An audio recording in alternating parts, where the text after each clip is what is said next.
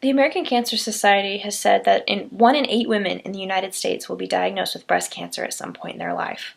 Now, as I've surveyed you guys, two out of 3 people have said that they've known somebody who had breast cancer or has it currently. Now, this is a serious statistic, and it's a huge problem that's obviously facing a large portion of the women in the population. And one of the big charities that is involved with the breast cancer fight to find a cure and fight to raise awareness is the Susan G. Komen Foundation. You're probably familiar with their Race for a Cure campaign that takes place every October. Unfortunately, in recent years, they've been under fire for some of the accusations of their money not being spent in the ways that it probably should. And this is why the Susan G. Komen Foundation is a perfect example of why people need to start researching specific charity groups and which ones they should donate to in order to ensure that their money is funding the cause that the charity is selling the public. In my speech, I will explain how Susan G. Komen really spends their money, why the foundation is not living up to their Finding a Cure message, and why it is important to research the charities before you donate to them. Now, over the years, the money allocation for Susan G. Komen has been questionable. The former CEO and founder of the organization, Nancy Brinker, was making $684,000 in 2012, according to an NBC News investigation. Now, an organization of Susan G. Komen's size, their other CEOs were making about 25% less than she was. So it's kind of questionable why she was making so much more. It's a matter of ethics. And unfortunately, the majority of the money that is donated to the Susan G. Komen Foundation simply isn't going towards research. But it's not in a bad way. They have day-to-day expenses that they have to manage. They have to pay the employees, which is completely understandable. Not every cent can be put towards going to research to find a breast cancer cure. But some of the big events and promotions that they do fund, like huge Race for the Cure, huge money sucks, so a lot of that money is going there.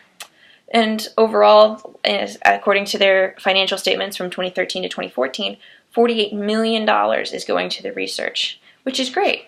But it's only 20% of the $218 million that they totally donate. Now, other places that they donate to are not bad places by any stretch. They're donating to public health education, to health screenings such as mammograms. They're also donating treatment services to people who can't afford them. By no means a bad way to spend money. However, and it's commendable that they're doing these things. But there is a lot of money going towards education and these screenings. However, most of it still isn't going towards the research that is going to find the cure. And so, while they're still doing great things, they've taken their eye off the prize and what they really want to accomplish.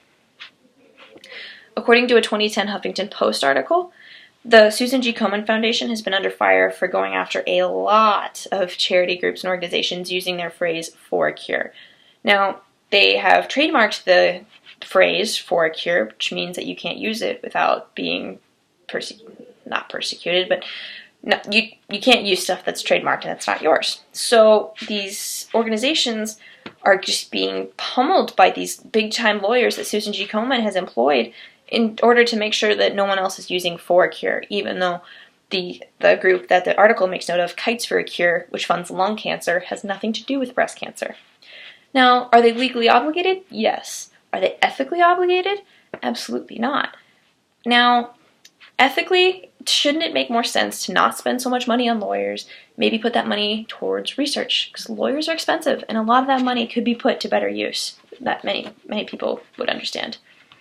Now, despite these, somewhat shifty choices, this organization still does a lot of good, without a doubt. Their Race for the Cure in itself, beyond fundraising, creates a group that knows what it's like to go through cancer or to know someone who goes through cancer, and it's a quality of unity and togetherness that you can't put a price tag on, plain and simple.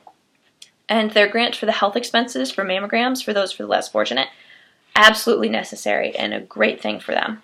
And despite all that they do, they're still not focused on the research to find a cure that they claim, which is their choice, but it seems like even though that they say that they're for a cure, they should really be putting a little more to that. And for this reason, it is incredibly important for you to do a little research as to why you should donate to a certain charity and be sure that they're really following up on their message. Now, I personally don't donate to Susan G. Komen because it is a personal choice, and with my background, I think it's well-founded. Now, here's my grandma Marge. There will be. She was born 1939, 15 miles outside of Fayetteville, North Carolina, true blue Southern belle. 1957, she married my grandpa. The following year, she had my dad, and the year after that, she had my aunt. And now in 1990, when my mom and dad got married, she was overjoyed. She just said, maybe now I'll get my granddaughter, as she had already had 3 grandsons prior. Unfortunately, 2.5 months after the wedding, my grandma died of breast cancer, just 2 days before she turned 51. And she had been sick at the wedding, but she was still very optimistic about her chances. She had a lot of faith that she could still make it through, but unfortunately, things happened the way they did, and that's that. You know, it's really sad, but for me and my family, this is the reason why I choose not to donate to Susan G. Komen, because though they claim they're for a cure, I want an organization who's going to make that their #1 goal, because unfortunately, as their numbers show, it's just not what they're funding right now. And maybe if there was a cure, Grandma would have, got to have a granddaughter. So the whole point really is to be sure that donating is a personal decision and doing the research necessary to make sure that you're making the right choice in who you donate to. Blindly throwing money at an organization that is just really popular is not good enough.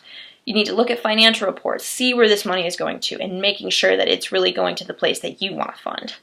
Online sites such as Charity Watch and Charity Navigator make it a lot easier to be sure that you're funding a charity that will believe in your cause as much as you do. Donating to a charity is a personal choice. It is important to ensure that you take all the necessary steps to ensure that you are donating to a cause you believe in through a charity who will help you see your vision through. Now, it's incredibly important to donate to a charity if you are able, but it's more so important to see what they're doing. The Susan G. Komen Foundation is a prime example of the need to dig for truth and to make sure that they're doing everything that they say they are. And after looking through how Susan G. Komen spends its money and how they've donated to and how they've deviated from their goal, I hope that the next time you consider donating to a charity, you research how the charity uses its money to ensure that you're funding the cause that you truly believe in. Thank you.